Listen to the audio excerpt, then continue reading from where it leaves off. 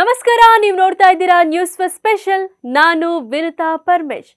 ಪ್ರೀತಿ ಪಡಿಬೇಕು ಅನ್ನೋ ಹಠಕ್ಕೆ ಬಿದ್ದು ಚಿಕ್ಕಮಗಳೂರಿನಿಂದ ಶಿವಮೊಗ್ಗಕ್ಕೆ ಬಂದ ಯುವತಿಯೊಬ್ಬಳು ಬರ್ಬರವಾಗಿ ಹತ್ಯೆಯಾಗಿ ಹೋದ ಕಥೆ ಇದು. ಕುರುಡು ಪ್ರೀತಿಗೆ ಊರು ಬಿಟ್ಟು ಬಂದವಳು ತಾನು ಪ್ರೀತಿಸ್ತಾ ಇದ್ದ ಯುವಕನ ಮುಂದೆ ಅಂಗಲಾಚಿ ಬೇಡಿದ್ಲು. ಆದ್ರೆ ಮದುವೆ ಕನಸು ಕಂಡಿದ್ದ ಆ ನತದೃಷ್ಟ ಹುಡುಗಿಯನ್ನ ಪ್ರೇಮಿಯೇ ಮಣ್ಣಿಗೆ ಸೇರಿಸ್ಬಿಟ್ಟಿದ್ದಾನೆ. ಅವತ್ತು ಜುಲೈ 2 ಮಂಗಳವಾರ. ಹೀಗೆ ಕೊಪ್ಪ ಪೊಲೀಸ್ ಠಾಣೆಯಲ್ಲಿ ಒಂದು ಮಿಸ್ಸಿಂಗ್ ಕಂಪ್ಲೇಂಟ್ ದಾಖಲಾಗುತ್ತೆ. ಸರ್, ನನ್ನ ಮಗಳು ಕಾಣಿಸ್ತಾ ಇಲ್ಲ, ಹುಡುಕಿ ಕೊಡಿ ಅಂತ ಪೋಷಕರು ದೂರು ಕೊಟ್ಟಿರ್ತಾರೆ. ಕಾಣಿಯಾಗಿದ್ದವಳ ಹುಡುಕಿ ಹೊರಟ ಪೊಲೀಸರಿಗೆ ಕಂಡಿದ್ದು ಮಾತ್ರ ಮಣ್ಣಲ್ಲಿ ಮಲಗಿದ್ದ ಅವಳ ಮೃತದೇಹ. ವಿಷಯ ಕೆದಕಿದ ಪೊಲೀಸರಿಗೆ ಸಿಕ್ಕಿದ್ದು ಕುರುಡು ಪ್ರೀತಿಯ ಕತೆ. ಈಕೆ ಸೌಮ್ಯ, ಅಂದವಂತೆ.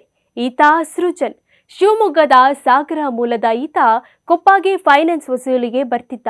ಸುಮಾರು 2 ವರ್ಷಗಳ ಹಿಂದೆ ಹೀಗೊಂದಿನ ಸೃಜನ್ ಸೌಮ್ಯಾಳನ್ನ ನೋಡಿ ಮೈ ಮರೆತಿದ್ದ. ಇಬ್ಬರ ಮಧ್ಯೆ ಪ್ರೀತಿ ಚಿಗುರಿತ್ತು.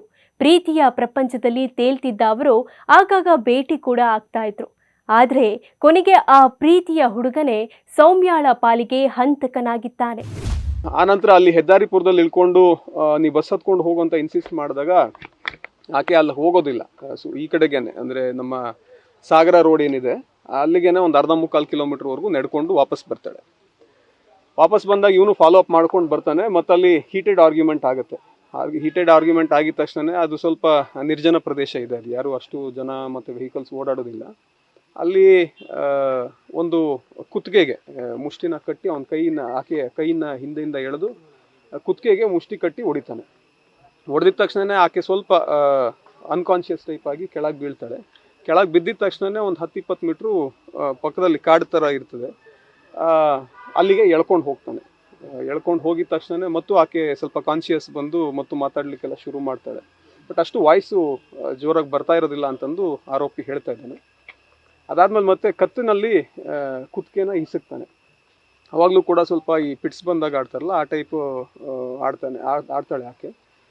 ಸೊ ಅದಾದಮೇಲೆ ಮತ್ತೆ ನಿಂತ್ಕೊಂಡು ಇಲ್ಲ ಇದು ಆಗ್ತಾ ಇಲ್ಲ ಅಂತ ಹೇಳಿ ನಿಂತ್ಕೊಂಡು ಕಾಲಿನಲ್ಲಿ ಆಕೆಯ ಕುತ್ತಿಗೆಯ ಮೇಲೆ ಕಾಲನ್ನ ಇಟ್ಟು ಫುಲ್ ಅವಳು ಪ್ರಾಣ ಹೋಗೋವರೆಗೂ ಕೂಡ ತುಳಿದು ಆಕೆಯನ್ನ ಕೊಲೆ ಮಾಡಿರ್ತಾನೆ.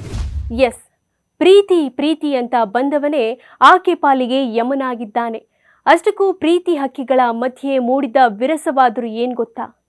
ಸೃಜನ್ನನ್ನ ಪ್ರಾಣಕ್ಕಿಂತ ಹೆಚ್ಚಾಗಿ ಪ್ರೀತಿಸ್ತಿದ್ದ ಸೌಮ್ಯ ಸೃಜನ್ನನ್ನ ಮದುವೆಯಾಗುವಂತೆ ಪದೇ ಪದೇ ಕೇಳ್ತಾ ಇದ್ಲಂತೆ. ಆತ ಪ್ರೀತಿ ವಿಚಾರವನ್ನ ಮನೆಯಲ್ಲಿ ಹೇಳಿದ್ದ ಸೃಜನ್ 2 ವರ್ಷ ಬಳಿಕ ಮದುವೆಯಾಗುವ ಮಾತು ಕೊಟ್ಟಿದ್ದ. ಆದರೆ ಹಠಕ್ಕೆ ಬಿದ್ದಿದ್ದ ಸೌಮ್ಯ ಮಾತ್ರ ಮದುವೆಯ ಪಟ್ಟು ಹಿಡಿದು ಸೃಜನ್ ಭೇಟಿಗೆ ಸಾಗರಕ್ಕೆ ಬಂದಿದ್ದಾಳೆ. ಈ ವೇಳೆ ಇಬ್ಬರ ನಡುವೆ ಜಗಳವಾಗಿದೆ. ಈಗ ಮನೆಗೆ ವಾಪಸ್ ಹೋಗು ಅಂತ ಹೇಳಿದ್ದಾನೆ. ಇಷ್ಟಾದ್ರೂ ಮಾತು ಕೇಳದ ಸೌಮ್ಯ ಮದುವೆ ಆಗುವಂತೆ ಹಠ ಮಾಡಿದ್ದಾಳೆ. ಈ ವೇಳೆ ಸಿಟ್ಟಿಗೆದ್ದ ಸೃಜನ್ ಏಕಾಏಕಿ ಸೌಮ್ಯಗೆ ಬಲವಾಗಿ ಹೊಡೆದ್ಬಿಟ್ಟಿದ್ದಾನೆ. ಕ್ಷಣ ಮಾತ್ರದಲ್ಲೇ ಯುವತಿಯ ಪ್ರಾಣ ಸ್ಥಳದಲ್ಲೇ ನಿಂತು ಹೋಗಿದೆ. ಇನ್ನು ಪ್ರಾಣ ನಿಂತು ಹೋದ ಮೇಲೆ ಅಲ್ಲೇ ಇದ್ದ ಟ್ರಂಚ್ನಲ್ಲಿ ಮೃತದೇಹವನ್ನ ಹೂತಾಕಿದ್ದ ಸೃಜನ್ ಮನೆಗೆ ವಾಪಸ್ ಆಗಿದ್ದ. ಪದೇ ಪದೇ ಮೃತದೇಹ ಹೂತಿದ್ದ ಜಾಗಕ್ಕೆ ಭೇಟಿ ಕೊಡ್ತಾ ಇದ್ದಂತೆ. ದಿನಗಳು ಕಳೆಯುತ್ತೆ. ಹೆತ್ತವರು ಮಗಳು ನಾಪತ್ತೆ ಅಂತ ತಿಳಿದು ದೂರು ಕೊಟ್ಟಿರ್ತಾರೆ. ಅತ್ತ ಕೊಪ್ಪ ಪೊಲೀಸರು CDR ಪರಿಶೀಲನೆ ಮಾಡಿದಾಗ ಸೃಜನ್ ಕೈವಾಡ ಬಯಲಾಗಿತ್ತು. ಈ ಬೆನ್ನಲ್ಲೇ ಸೃಜನ್ನ ಅರೆಸ್ಟ್ ಮಾಡಿರೋ ಪೊಲೀಸರು ಹೂತು ಹಾಕಿದ್ದ ಜಾಗದಲ್ಲಿ ಸ್ಥಳ ಮಹಜರು ಮಾಡಿದ್ರು. ಆ ಮೃತದೇಹವನ್ನ ಹೊರತೆಗೆದಿದ್ದಾರೆ. 5,000 ಕೊಡೋದು, 10,000 ಕೊಡೋದು, ವಾಪಸ್ ಇಸ್ಕೊಳ್ಳೋದು. ಅವತ್ತಿನ ದಿನ ಈಕೆ ಏನು ಬಂದಿರ್ತಾಳೆ, ಅವತ್ತು ಕೂಡ ಒಂದು ಹೆಡ್ಫೋನ್ನ ಗಿಫ್ಟ್ ಆಗಿ ಕೊಡಬೇಕು ಅಂತಂದು ತೊಗೊಂಡು ಬಂದಿರ್ತಾಳೆ ಇಲ್ಲಿಗೆ ಸಾಗರಕ್ಕೆ. ಅಂದರೆ ಜುಲೈ 2ನೇ ತಾರೀಕು. ಇವನು ಇಲ್ಲ, ನಾನು ಅದನ್ನು ಇಸ್ಕೊಳ್ಳೋದಿಲ್ಲ ಅಂತ ಹೇಳಿದಾಗ ಮತ್ತೆ ಅದನ್ನು ಇಲ್ಲ ನೀನು ಇಸ್ಕೊಳ್ಳೇಬೇಕು ಅಂತ ಹೇಳಿ ಅವ್ನ ಕಾರ್ ಒಳಗಡೆ ಬಿಸಾಡ್ಬಿಟ್ಟು ಅವಳು ಮುಂದೆ ಹೋಗಿರ್ತಾಳೆ. ಸರ್, ಜುಲೈ 2ನೇ ತಾರೀಕು ಮಿಸ್ಸಿಂಗ್ ಆಗುತ್ತೆ. ಪ್ರಕರಣ ಪತ್ತೆ ತುಂಬ ವಿಳಂಬ ಆಗುತ್ತಲ್ಲ, ಯಾಕೆ ಸರ್? ಈಗ ಏನಾಗಿದೆ, ಕೊಪ್ಪ ಪೊಲೀಸ್ ಸ್ಟೇಷನ್ನಲ್ಲಿ ಅದು ರಿಜಿಸ್ಟರ್ ಆಗಿದ್ದು. ಅವ್ರಿಗೆ ಯಾವುದೇ ರೀತಿ ಸ್ಟಾರ್ಟಿಂಗ್ ಇನಿಷಿಯಲಿ ಕ್ಲೂಸ್ ಇರೋದಿಲ್ಲ. ಆನಂತರ ಟೆಕ್ನಿಕಲ್ ಡೇಟಾ ಎಲ್ಲನೂ ತೊಗೊಂಡ ನಂತರ ಗೊತ್ತಾಗುತ್ತೆ.